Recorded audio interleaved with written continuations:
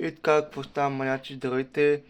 Ако сте видяли шорта от вчера, днес ще ходим да караме колело с още един човек, ютубър. Ще му сложа канала някъде на екрана. И сега почваме да се подготвяме. Часа е 11:02, може би към 11:30, 12 ще се включа, за да ви кажа точно какво ще вземем, какво ще направим и отиваме да караме с него и ще бъде един много готин ден. Ще се видим след малко. И така, маняци, в момента че е точно 12 и ще ви кажа какво ще взимам за това каране. Така, най-важното нещо е микрофона, слушалките, две батерии, защото без батерии аз никъде не тръгвам, и портмонето, и естествено едно голямо шише с вода. И нека се видим вече на път. Така, вече сме готови и потегляме раните, всичко топ, и ще се видим направо кога ще слезем долу в центъра и вече ще съм с микрофона, защото навънка най-вероятно ще духа и няма да се чува хубаво без микрофон, така че ай!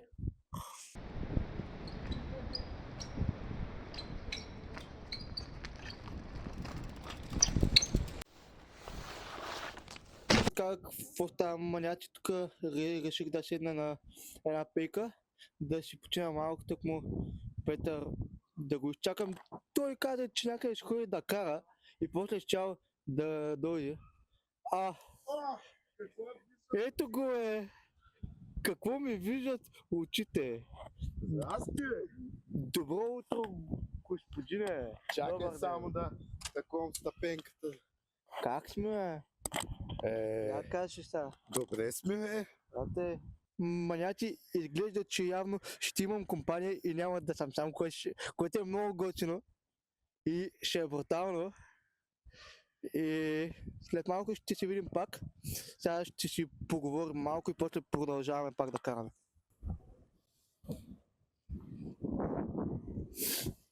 И така, какво става, маняци? Може би малко ще трябва да викам, защото, нали, пак съм си микрофон, но в момента той може да покаже къде се намираме и продължаваме да караме и ще караме още доста. Това е само една малка част. Вече сме на само момент на 12 км, но така че ще караме може би 20-30 км днеска. И така, маняци, всъщност в крайна сметка това станаха 30 км и съм доста горд от себе си, и както видяхте в момента обработвам клипа и се надявам да ви хареса. А сега нека да спра да говоря и да въртая да се наслаждавате на клипа. Айде, връщам към видеото. Така че ще се видим в клипа малко по-късно. Айде! И така, маняци, малко спряхме тук на една пейка и нали, защото гладнях, влязох до Анета. Това не е спонсорирано видео от магазина, просто влязох да си купя нещо за ядене. Ще се включи май.